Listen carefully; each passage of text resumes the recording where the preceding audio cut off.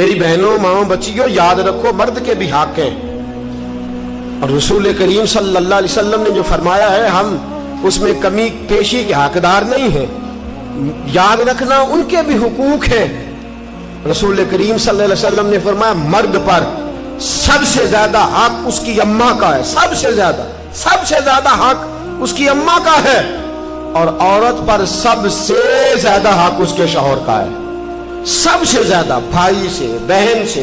اگر وہ پسند نہیں کرتا ملاقات کرنا تو نہ کر، اگر وہ، اور حضور سید عالم صلی اللہ علیہ وسلم نے فرمایا بی بی نمازیں پڑھے، روزے رکھے، تلاوتیں کرے، لیکن اس کا خاوند ناراض ہو، اللہ اس کی کوئی نماز قبول نہیں فرماتا، اللہ اس کا کوئی روزہ قبول نہیں فرماتا، اس کی کوئی تسبیح قبول نہیں فرماتا۔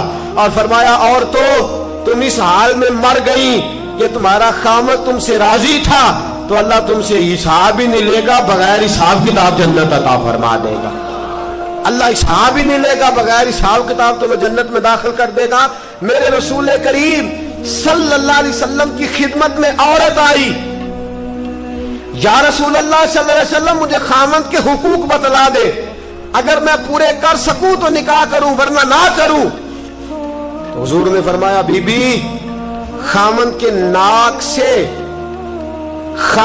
ناک سے پیپ نکلے، ریشہ نکلے، بدبودار پیپ نکلے خاوند کے ناک سے، اور عورت اپنی زبان سے بھی صاف کر دے تو تب بھی خاوند کا حق ادا نہیں ہوتا۔ اور پھر میرے رسول کریم صلی اللہ علیہ وسلم نے فرمایا اگر میں کھول کے تمہیں خاوند کے حقوق بتلاؤں تو فرمایا خاوند کے پاؤں کی مٹی کو تم اپنے چہرے پہ ملنا شہادت سمجھو، اور فرمایا میں اگر کسی کو حکم دیتا کہ خدا کے علاوہ کسی کو سجدہ کرے تو میں عورتوں کو حکم دیتا کہ اپنے خاوند کو سجدہ کرو۔ اگر میں یہ نہیں فرمایا نبی کو سجدہ کرو، یہ نہیں فرمایا پیغمبر کو کرو، ولی کو کرو، غوث، کتب، ابدال، عالم، فاضل، شیخ، مفتی، نہ، فرمایا میں عورت کو حکم دیتا کہ اپنے خاوند کو اپنے لیے مسجود بنا لے۔ میرے عزیزو یاد رکھیے گا اتنا بڑا حق، اتنا بڑا، اور یاد رکھیں یہ مطالبے صرف بی بی سے نہ کیا کرے، کیونکہ میرا یہ بات بیٹی کو سکھائیں، یہ بہن کو سکھائیں۔ ہم لاڈ کر کے ماتھا چوم کے چیزیں دے کے ہم یہ کہتے ہیں تو بڑے لاڈوں سے پلی ہوئی ہے۔ یاد رکھیے گا میرے دوستوں اس کو سکھاؤ، عورت اگر تکلیف میں وقت گزارنا سیکھ گئی تو بات بن گئی، وہ اگر برداشت کرنا سیکھ گئی تو بات بن گئی۔ اور یاد رکھے میرے اعلیٰ حضرت نے فرمایا جس بیوی میں قوت برداشت زیادہ ہوگی اللہ اس کی دنیا بھی اس کے لیے وسیع کر دے گا، آخرت میں بھی جنت میں مکان بڑا ہی عطا فرمائے گا، دنیا بھی وسیع کر دے گا اس کے لیے، بس وسیع کر دے گا دنیا۔ فرمایا اگر اس کا خاوند اس کے ساتھ اچھا سلوک نہیں کرے گا تو اولاد ضرور اچھا سلوک کرے گی، اولاد ضرور اچھا سلوک کرے گی، تو بی بی اپنے خاوند کا حق ادا کرے۔ میرے رسول کریم صلی اللہ تعالی علیہ وسلم نے فرمایا خاوند اگر بلائے اور بیوی کی روٹیاں تنور میں جل رہی ہوں تو چھوڑ دے، پہلے خاوند کی بات سنے۔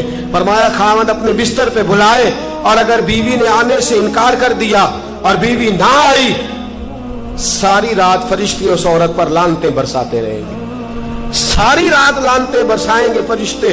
اور فرمایا لعنتی ہے وہ عورت جو اپنے خاوند کی عیب ڈھونڈ کے دوسروں کو بتلاتی ہے، ڈھونڈ کے آپ کہتی ہے یہ بھی کرتا ہے، یہ بھی کرتا ہے، یہ بھی کرتا ہے، یہ بھی کرتا ہے۔ فرمایا ملعون ہے جو ڈھونڈ کے عیب بتلاتی ہے۔ میرے رسول پاک علیہ السلام نے فرمایا دنیا ایک دولت ہے اور دنیا کی بہترین دولت ایک نیک بیوی ہے۔ اگر تجھے نیک عورت مل گئی تو یاد رکھنا پھر تیرے لیے سب سے بہترین متاع تیرے ہاتھ آ گئی۔ عورت یاد رکھے اس کی جنت اس کے، وہ کہتے ہیں نا بیٹے کی جنت ماں کے قدموں کے نیچے، اور عورت کی جنت جی جس طرح ماں پہ پابندی نہیں نا کہ ماں نمازی ہو تو جنت قدموں کے نیچے ہے، ماں حافظہ ہی ہو تو جنت نیچے ہے، ماں ہمیشہ نیک ہو تب بھی، ماں کسی طرح کی بھی ہو لیکن بیٹوں کی جنت ماں کے قدموں کے نیچے ہی ہوتی ہے۔ تو بیوی یاد رکھ شوہر تیرا کسی طرح کا بھی ہو، تیری جنت شوہر کے قدموں سے ہی وابستہ ہے، تیری جنت اسی۔ اور پھر पढ़े लिखे होने का मतलब ये कोई नहीं कि मैं तलाक ले लूं और मैं जनाब मैंने बीए किया होगा, मैं रोटी पका के खा सकती हूँ, मुझे तेरी जरूरत नहीं, मेरा भाई बड़ा रईस है, मेरे अब्बा जी के बाद बड़े पैसे हैं, मुझे कमा के दे लेंगे। याद रख, पढ़ा लिखा उसको नहीं कहते जो बातें ज्यादा कर ले, पढ़ा लिखा उसको नहीं कहते जो मुकाबला ज्यादा कर ले, पढ़ा लिखा उसको नहीं कहते जो जवाब के अंदर तनकीद ज्यादा कर ले। पढ़ा लिखा वो होता है जिसका हौसला पढ़ा लिखा होता है। पढ़ी लिखी बीबी वो होती है जो फर्मा बरदार ज्यादा होती है। पढ़ी लिखी वो होती है जो आदाब से ज्यादा आगाह होती है। पढ़ी लिखी औरत वो होती है जो खामद की इज्जत ज्यादा करती है। मेरे रसूल पाक सल्लल्लाहु ताला अलैहि वसल्लम ने फरमाया, मैंने दोज़ख में औरतों को ज्यादा देखा है। हुजूर क्यों? फरमाया, एक तो अल्लाह की नाशुक्री करती है, बात बात पे रो पड़ना बीबियों ने, बात ये कोई नहीं, वो कोई नहीं, ऐसा नहीं। अगर मेरी बहनें नाराज ना हो जाए, माएँ नाराज ना हो जाए, तो मुझे वैसे तलाश है उस बीबी की जो सुखी हो। अगर उसको अपने घर में सारा सुख है ना, तो उसको भाइयों का दुख शुरू हो जाएगा। मेरा वो जो 9 भाई है ना, मेरे नाम एक ही औलाद कोई नहीं, लिहाजा मैं बड़ी दुखी हूँ। भाई 8 की है तो खुशी कर ले, तू ना रो।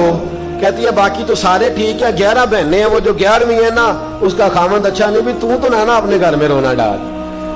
रोती रहती है, नाशुक्री करती रहती है, हर वक्त नाशुक्री, कुछ नहीं कुछ नहीं कुछ नहीं।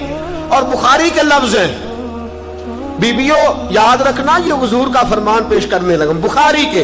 पर मैं सारी उम्र खामद अपनी बीवी के साथ उसने सलूक करे, एक दिन सलूक ना कर सके तो कहती है जब से तेरे घर आई हूं मैंने तो सुख पाया ही कोई नहीं। ये बुखारी है। फिर मैं सारी जिंदगी एहसानात कर, तू एक दिन नहीं ना देता, तो कहती है वो फलानी बड़ी सुखी है, वो फलानी बड़ी अच्छी है, फलानी। और नबी पाक सल्लल्लाहु अलैहि वसल्लम ने फरमाया वो औरत बड़ी बदबख्त है कि जो अपने खामन के सामने दूसरे मर्दों की फजीलत बयान करती है। कहती है वो देखे ना मेरा जेठ, मेरा देवर, मेरा फलाना बहनोई, वो कितना अच्छा है। पर मैं जो दूसरों की खूबियां अपने शौहर के सामने बयान करके अपने शौहर की गर्दन झुकाती है, बड़ी बदबख्त है, बड़ी बुरी हरकतें कर रही है। अजीज दोस्तों याद रखिएगा, बीबियां ये सारी बातें हमने सिखानी है, ये सारी चीजें हमने औरतों को बतलानी है, ये सारे काम काज हमने औरतों को सिखाने। मेरे रसूल पाक सल्लल्लाहु ताला अलैहि वसल्लम ने फरमाया, अच्छी बीबी वो होती है जो नेकी में मददगार साबित होती है।